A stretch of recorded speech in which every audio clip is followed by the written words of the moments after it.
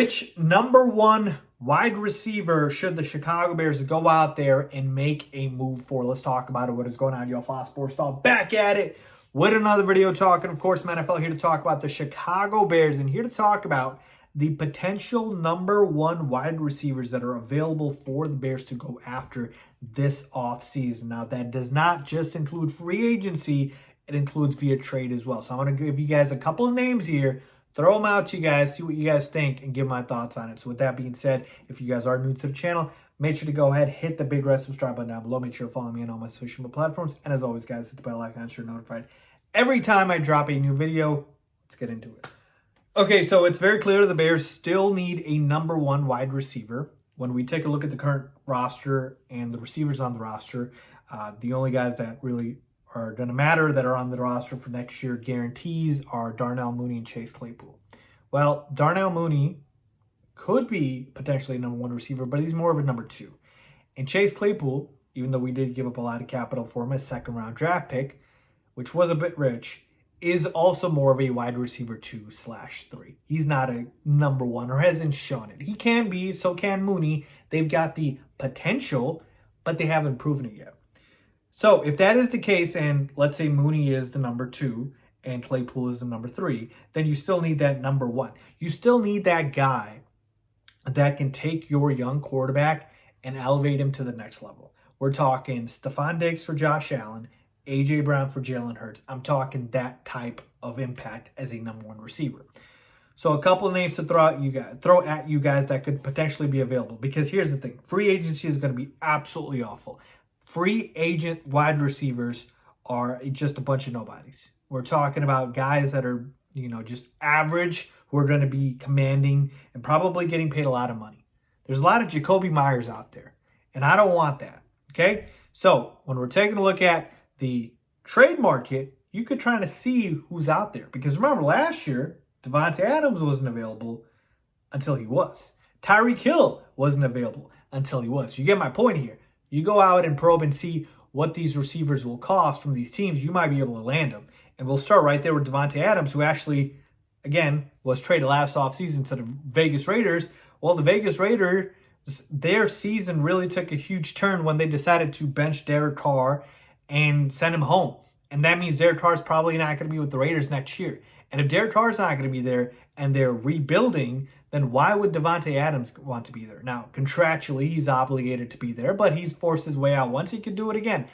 So the Bears could make a move for Davante Adams. I talked about this in a previous video.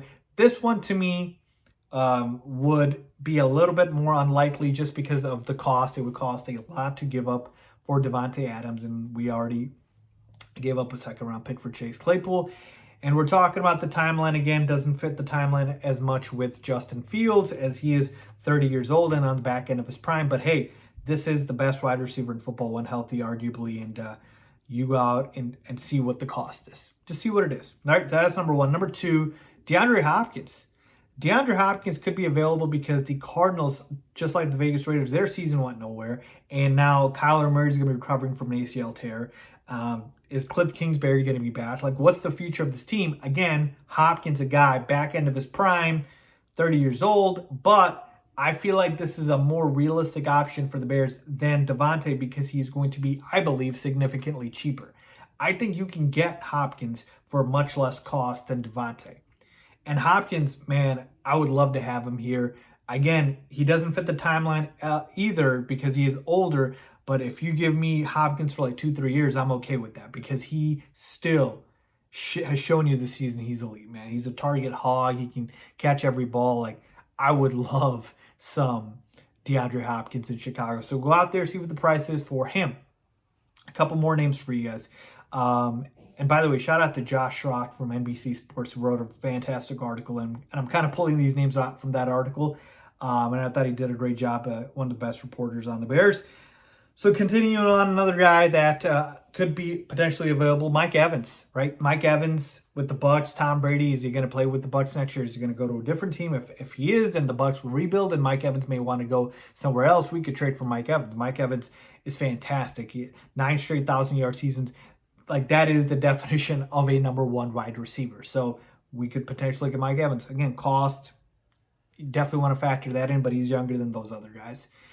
And then T. Higgins. What about T. Higgins with the Bengals? Because they got to pay him. They got to pay Chase. They have a lot of guys to pay, and this could be a salary cap crunch situation where they would just let Chase go, or excuse me, they would let T. Higgins get traded so that they don't lose him for nothing because they're not going to pay him. Who knows? They could still pay him. I'm just saying, see what's out there.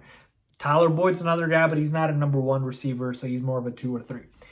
So these are kind of the number 1 receivers that could potentially be out there. Take a look at what Tyreek and Jalen Waddle did for Tua. You cannot underestimate the impact it would make on Justin Fields with a bona fide number 1 wide receiver. I'm talking about, you have no debate, no doubt that guy is a number 1. There is no doubt Stephon Diggs is. There is no doubt Tyreek Hill is. There is no doubt A.J. Brown is. You get my point.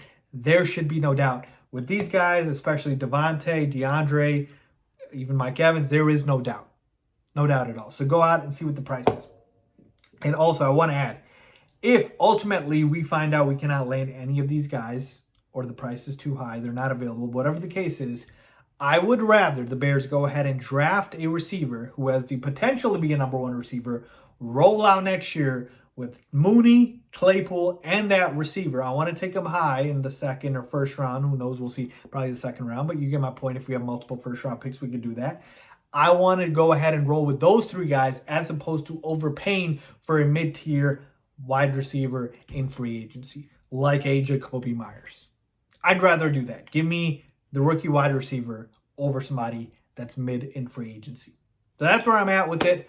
I will be talking more about the wide receiver position for the Bears, but let me know what you guys think. Leave a comment down below as always. Thanks for watching.